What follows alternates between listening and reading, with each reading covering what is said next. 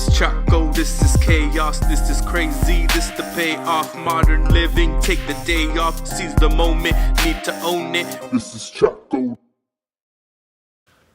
I got some new wind chimes at the thrift store family.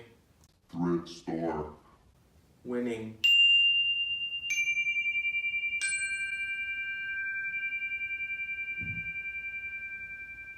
Tea time. Woo. This tea is nice and warm, nice and hot, just like the tea I'm about to be spilling. And I know that I'm gonna be calling this vlog or this tea time Revenge prayer. which I think is kind of funny. And it falls, staying in line with the title, Art of Manifesting. It's about how I manifested this bike right here, and so that's why I have it out. And it's a funny story. And so I'm gonna drink a little bit of tea, a little sip. And with that, I'll get started. That I've had this bike for, I think, 3 years now.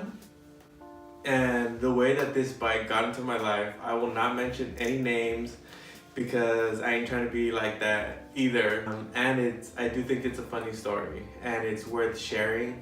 I regret that my witness is not here right now, and I promise you that I will add a testimonial section to this video because it's totally unbelievable.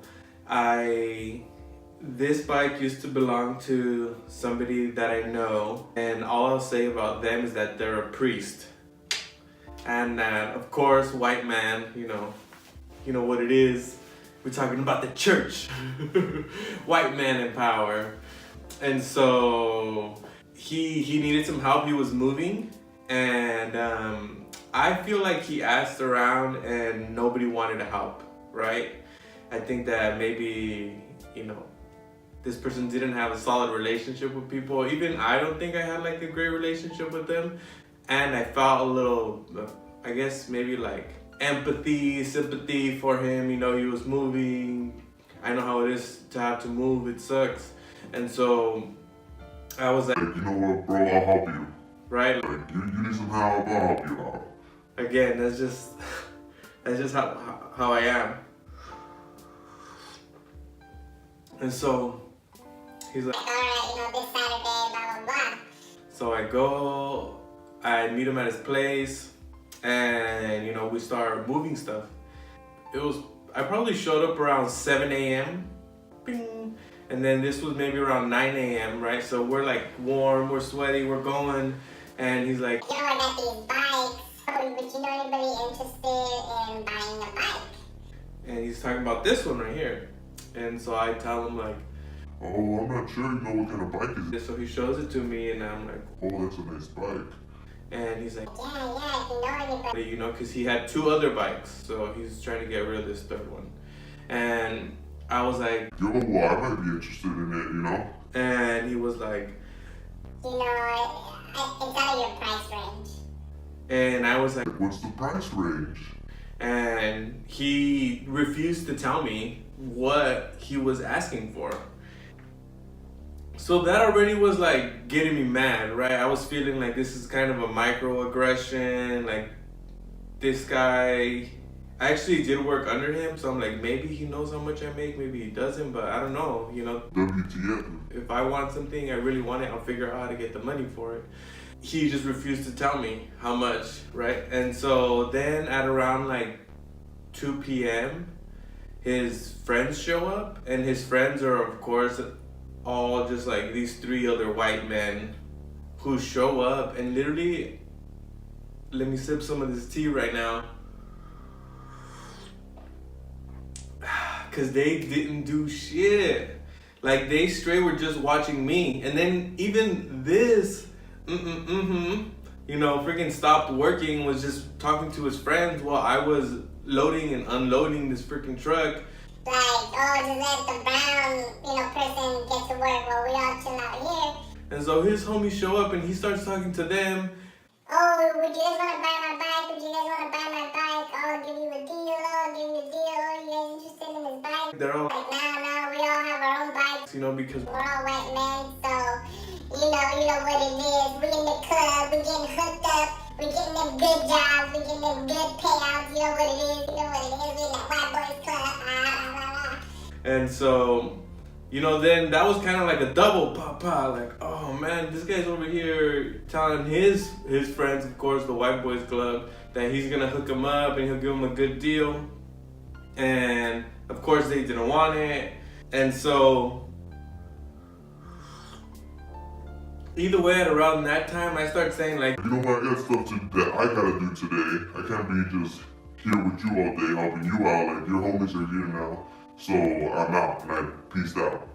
but I was pretty mad already at that point. And so I come home and I tell my partner, I'm like, Yo, I'm pissed, man. Blah, blah, blah. blah. I start going off telling the story that I just told y'all. At the end of that, I tell her, and you know what? I'm gonna be praying. I'm gonna pray every day because this refused to, right, even consider the fact that I would be able to afford his bike. And I was like, I'm not even just gonna buy this thing off of him. Like, he's gonna give me this bike. I don't know when, I don't know what, I don't know how, but like, This guy, he's gonna give me that bike. he's gonna come back to me. He's not even gonna say like, Oh, would you want to buy it? You know, sorry that I didn't. he's gonna straight up just tell me, Do you want to buy it? and I'm gonna pray. I was like, I told my partner, I'm gonna pray. I'm gonna pray every day. Every day I'm gonna pray for that bike. And just watch. And I'm telling you right now because I want you to be my witness for in the future when I get this bike that like I said. and I fucking, I put in the work, just praying, revenge praying. Maybe that's kind of like what I ended up calling it as a joke, but revenge praying for this bike. And then 6 months later, he goes, you know, like, oh, he comes into my office and says, Hey, I still have that bike. Would you be interested in just like borrowing it? and I'm like, borrowing it? What the fuck is this guy talking about? Like, this was tripping.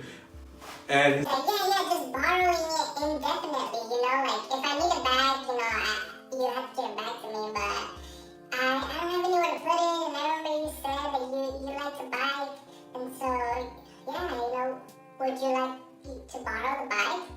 And at that point, I knew this was my end. I was like, I'm getting this bike. You ain't getting this bike back. Like, if you hit me to, Be like, yo, I need this bike back. you are getting ghosted. Yeah, he was like, You want to come by, pick it up? I knew where he was at because I helped him move to the new place, right?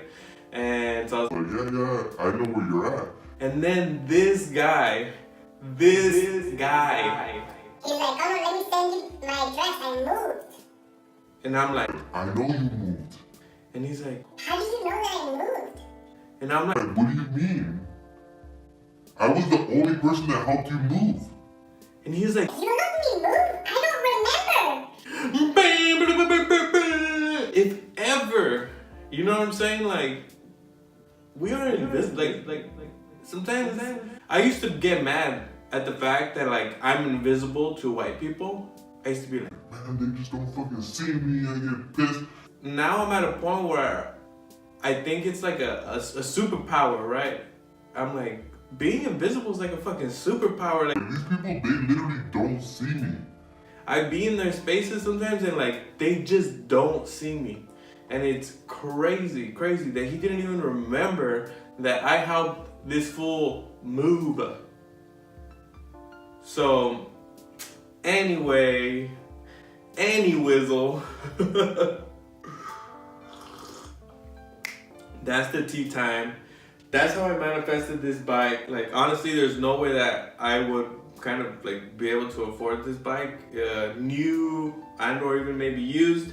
And so much love, you know, I still send love to him. I ain't trying to damn him. I knew that he didn't need this bike. I knew that was an extra one. I knew that he had a lot of privilege and that like praying for something like this is not something that would, you know, destroy this man's life or anything like that. So I ain't encouraging that kind of like revenge prayer and all that. And really manifesting, put your Put your fucking gut into manifesting. You know what I'm saying? Believe that. What do you need? What are you looking for? If it's out of your means, or right now with your eyes or the way that you see it's out of your means, like, don't believe that it's out of your means for tomorrow. Put it out there and believe that tomorrow is going to show up. I don't know how, I don't know what the circumstances are going to be, but believe that, like, those things that you want, that you desire, that you know are a part of your destiny, just fucking manifest it. Pray, whatever you need to do. And, you know, people out there being racist, I kind of feel like this is my own little version of bringing balance to that microaggression, right? And so, you know, feel free if you can see finesse ways of getting your little, you know, balancing for all the microaggressions that we have to deal with. I say put that out there, manifest those things that you want, that you're looking for. And that's my tea time.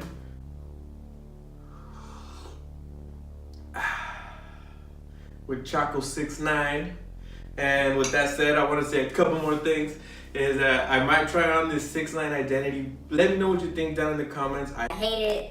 No, don't do 6ix9ine. Or hell yeah, 6ix9ine gang. And then I just want to send love to all my subscribers. I think that I am like past 20 right now, which is incredible. A year ago, I was like, how can I get 3? I got 3. And then a couple months later, I was like, yo, could I ever even get to 10? And I got 10 last year around November. And then coming in is March 2019. I got 20, I think 21, 22 maybe.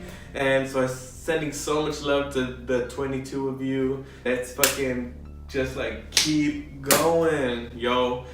This has been a crazy ass year, 2019. The waves have been heavy, The highs have been high. And the lows have been low. but keep your vision, you know, at the front.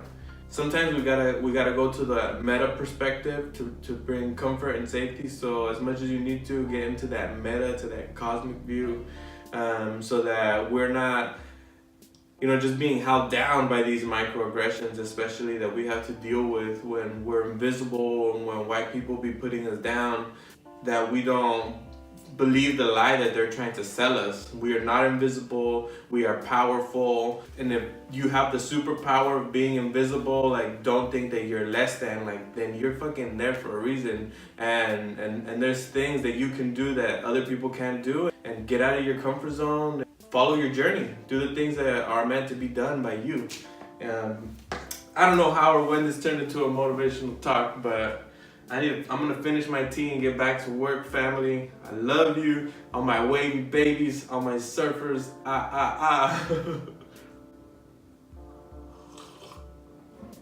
Siempre con mucho amor.